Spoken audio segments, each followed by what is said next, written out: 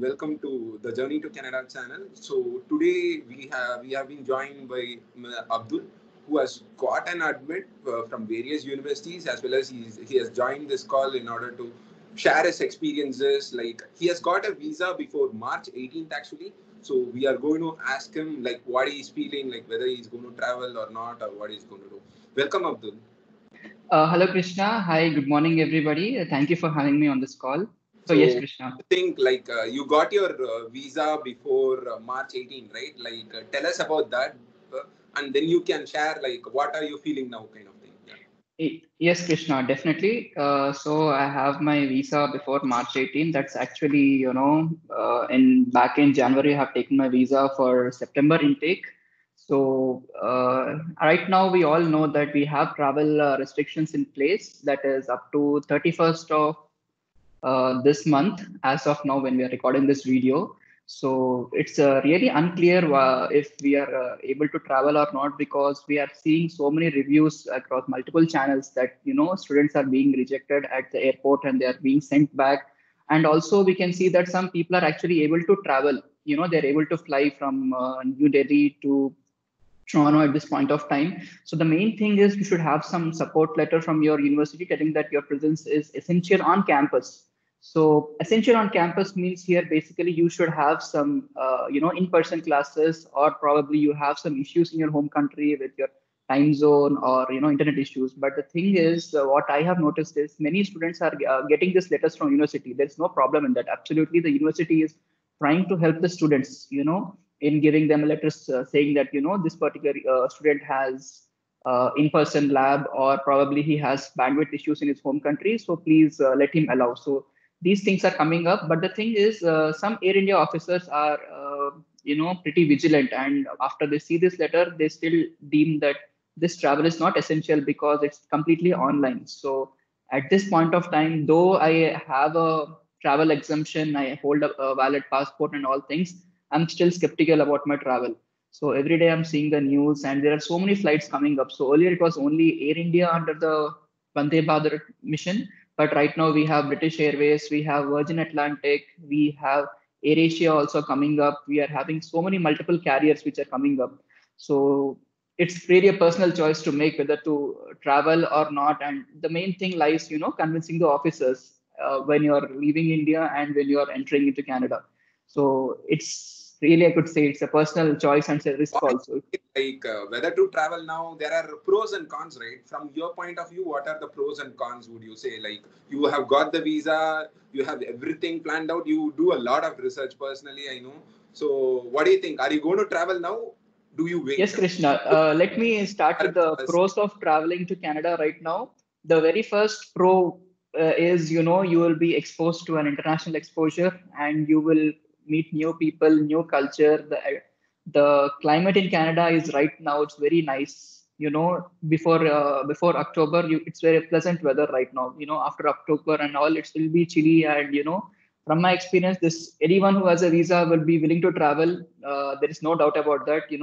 If regardless of your essential travel reason or not, they will try to get some reason, and they want to stick to it and travel.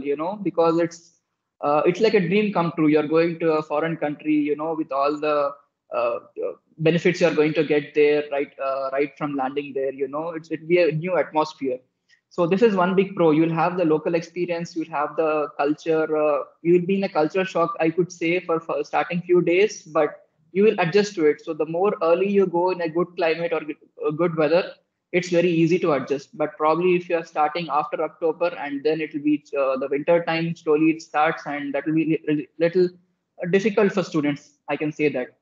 So these are some of the pros I can tell you of traveling right now. But on the flip side, we can say if you're not traveling, though you have your exemption, and if you're not traveling, you are actually saving a lot of money staying here back at home. So the first con is you will not be able to interact with people directly. So it's all virtual from your home country, right? So the main thing is networking, which will be not possible if you are doing from your home country. It's not effective. I wouldn't say that it's not possible, but it's not really effective as the direct communication. It will be more friendly and more truthful. You can hang out with people and you can make so many contacts at the same time. But virtually, it is very difficult to have so many things in place.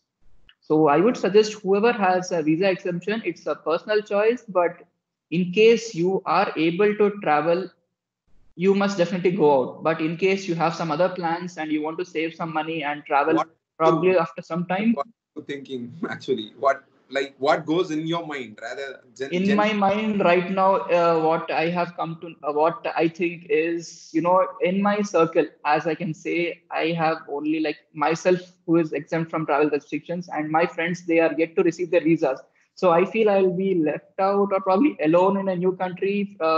I have still friends there back in Canada, that's no issue. But since I'm going for master's program there, I would like to stay with, someone of my university, or, whom we can have our everyday classes with. around you, like people Yeah, who something like that.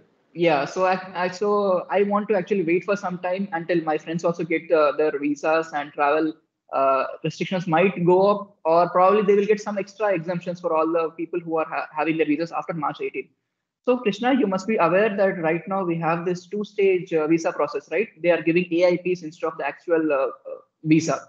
So here in this point, I want to add some few details, because many students are complaining that, though they have given their complete file, including their biometrics, medical and all, still they are getting AIPs.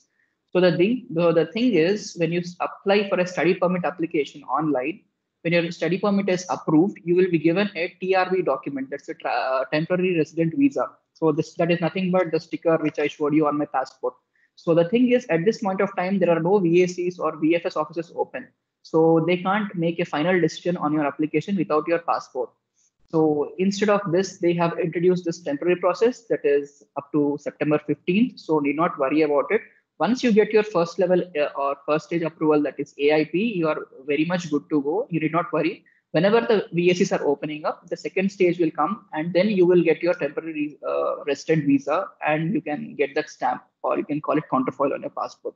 So need not worry at all. Even you have a complete file, just relax until the VACs are open. So it's totally dependent on, the local government and Canadian government to open up the VACs in India.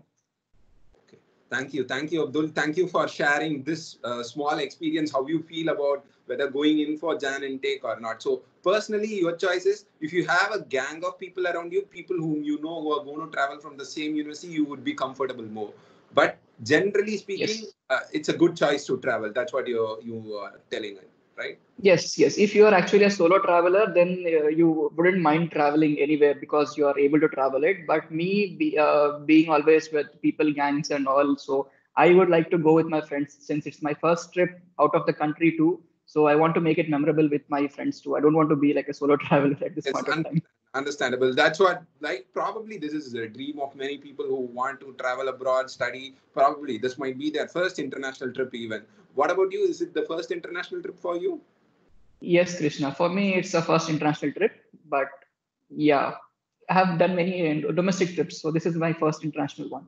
Amazing. So you want it obviously to be memorable and with friends. So all the best. Soon, hope we will all meet down there in Canada.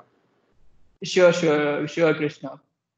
Thank you, Abdul. Thank you. We will catch up on some more interesting videos like these experiences and short stuff. So we will do it. So probably everyone do follow our YouTube channel. We make a lot of interesting videos about real-time experiences that we come across. So follow it, subscribe, share, like, and you can also follow us on our Instagram page. We put a lot of content out there. You could follow us there. Thank you. Thank you, Krishna. Thank you, guys. Please do subscribe to this channel. There's a lot of important things and updates going on, so you don't want to miss them right now.